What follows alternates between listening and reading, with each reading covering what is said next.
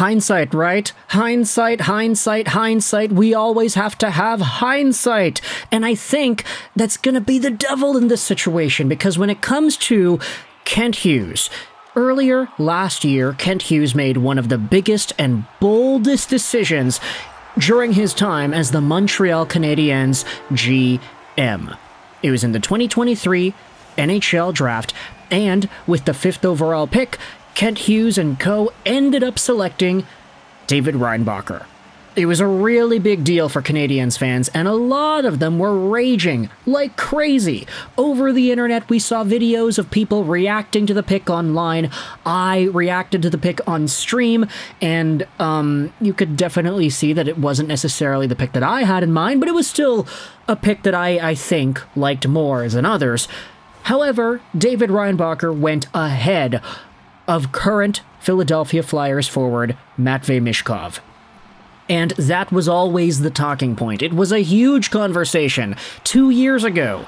2 seasons ago, a year and maybe a half ago, pretty much. And we were making videos like crazy about Matvei Michkov and how he was a Montreal Canadiens fan favorite, a guy whom many fans thought Kent Hughes would decide to take in the 5th overall spot in 2023. A player that many Habs fans strongly, from the bottom of their hearts, wanted so much. Because when it comes to all the hype and everybody around the draft, you know, everybody knew that Connor Bedard would be the number 1 pick, but for so many years, Matvei Michkov's name was linked neck and neck with Bedard. Ever since like 2020, 2021, we were making videos about Bedard and Michkov, how it could be this generation's Crosby and Ovechkin, the super talented Canadian center, and the prime, beastly, goal-scoring Russian winger. It's a narrative that writes itself. But alas, the Habs passed on Michkov. And initially, we had reports saying that Matvei Michkov was very particular about the way he would interview with these teams and what he would say to these teams during the interview process, pretty much putting him in a position to ultimately decide where it was that he wanted to go. And the reason Michkov slipped from 2nd overall, which is where he was pretty much for most of the early 2020s, yeah, people were talking about the 2023 draft as early as 2020, 2021, 2022, and during these moments we would always say, hey, it'd be Bedard 1, Michkov 2, or maybe even Michkov goes 1, who knows? It's possible. But Michkov slipped from 2nd overall projected all the way down to 7th in the draft because there were concerns about his KHL contract. Those have been sorted out since then. He ended up leaving the KHL a lot earlier than we thought he would. He is now in Philadelphia at the ripe old age of 19, and he is looking so much better than any of us could have imagined.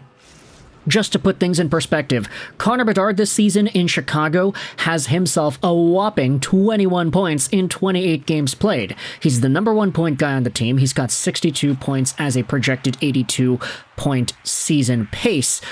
And Matvei Michkov is doing more. He's got 27 points in 27 games played this season with Philadelphia, on pace for 80 points in 80 games played. He was scratched twice, not because he's bad, but because John Tortorella wanted to put this guy through a little bit of a ringer to kind of open his mindset up a little bit more towards the game of hockey and understand what it is that Torts really wants out of him. It worked.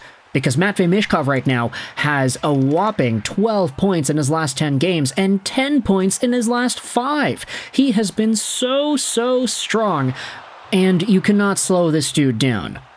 So, what's the situation here with the Montreal Canadiens? Because, I guess, if you wanted to say, the Habs, they could be using a guy like Matvei Michkov on their team right now, and it's not even like the guy they took with the 5th overall pick in 2023, David Reinbacher, is doing much for the team anyway. He's injured.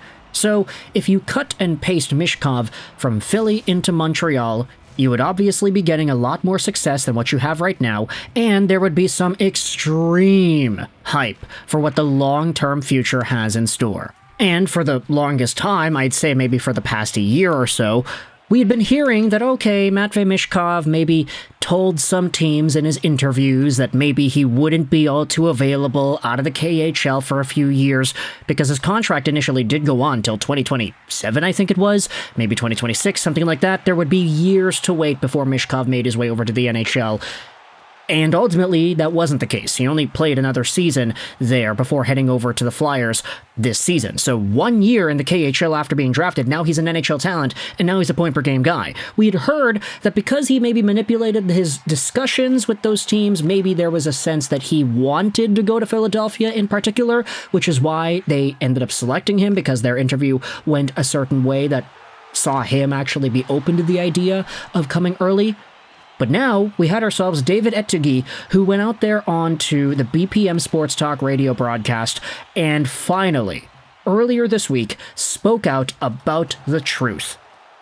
Take a look at this right here. It is a video segment on Instagram from BPM Sports that David Ettedgui goes out there and actually posts on Twitter. Yeah, he screenshots the video and then posts the video screenshot on the Twitter. It's in French, but we're going to translate it into English over here. This is from earlier, when was this? 2 days ago, on Monday. On May 2023, I exhausted myself saying on BPM Sports and the Sick podcast that the Montreal Canadiens would bitterly regret it for 20 years if they did not take Michkov. And no, Ettedgui says, Michkov did not say no to Montreal. They just didn't take him. I even contacted the Canadiens senior management 1 day before the draft, and no. And so, for me, I read this and I was like, okay, wait, what? Like, goodness gracious, thanks for me thinking this entire time for the past year and a bit that Michkov just straight up decided to go to Philadelphia. If the Montreal Canadiens were in on this, they were maybe given the goods from Michkov, maybe they heard from him that he'd be able to come over to Montreal or North America sooner. If they heard all that and just said, we'll pass on you, sorry, we like David Reinbacher more, then, oh boy, I don't know how I feel about that. A lot of the replies are also kind of pissed off about this too, like the first one here from Eric. I'm going to translate this from French into English. My goodness, how important do you think you are when you get to the point where you contact a team asking them about drafting the player that you want? Eric, when you are one of the only ones in all of North America to have seen the chance to play Michkov live 13 times during the pandemic, while most of the 32 organizations did not see him once, I think it was worth it for them to have my point of view, right? There are some comments saying, oh, it was corrected with Ivan Demidov. If David Reinbacher becomes a solid top 4, 60-point guy, we are okay. And then there were a whole bunch of other people talking about the hindsight behind it all. I think at this point, it's really easy to say, hey, Reinbacher's injured, Michkov's a point per game, obviously Michkov was the best pick. Heck, Michkov could even be the second overall pick today if you compare him to all the other guys taken in that draft class. Maybe even first. Like, who's to say that Michkov is not as impactful for Philadelphia than Connor Bedard is in Chicago? Although, realistically, if you had swapped the teams, I think Bedard on Philadelphia would be so much better point production-wise than Bedard is doing right now in Chicago. Meanwhile, if Michkov was on Chicago in Bedard's place, I don't think he'd be doing nearly as well. He wouldn't be a point per game. Yeah, sorry, I take that back. It's a bad comparison. But still, right now, with the 24-25 versions of these players, it's very clear that Michkov is better than Reinbacher. Long-term, though, I have a really difficult time seeing a world where I'd rather have Reinbacher on my team than Michkov, even if you already have a guy like Ivan Demidov in the system as well. There's just no telling how far you can go with a player like Michkov who could eventually be a 100-point scorer one day. I mean, it's not out of the realm of possibility. Everybody was saying it was a potential ceiling with Bedard. I think Michkov is right there. He could be a 55-goal, 45, 50-assist guy in the National Hockey League by the time he hits his prime, and he could do that multiple years in a row. Ultimately, he's a stud prospect, stud rookie, so pristine and offensively gifted that it was always going to be tough for Montreal fans to see Michkov go later and have all this success, especially this early on in his career. But to hear now in 2024 that the Canadiens didn't really get manipulated or anything, they didn't hear any bad things about him in the interview, they just straight up chose not to take Michkov, that kind of rubs me the wrong way. And maybe it's me just sour graping over the fact that there is an amazing Calder caliber prospect in Philadelphia's organization right now who is killing it, and the fact that my second favorite team had the chance to draft him. So let me know your thoughts in the comment section below about Matvei Michkov and the truth being revealed here about him and the Montreal Canadiens. What are your thoughts on the Habs and their drafting strategy in 2023? Let me know in the comment section below. I hope you enjoyed this video. Sign on, and Bye.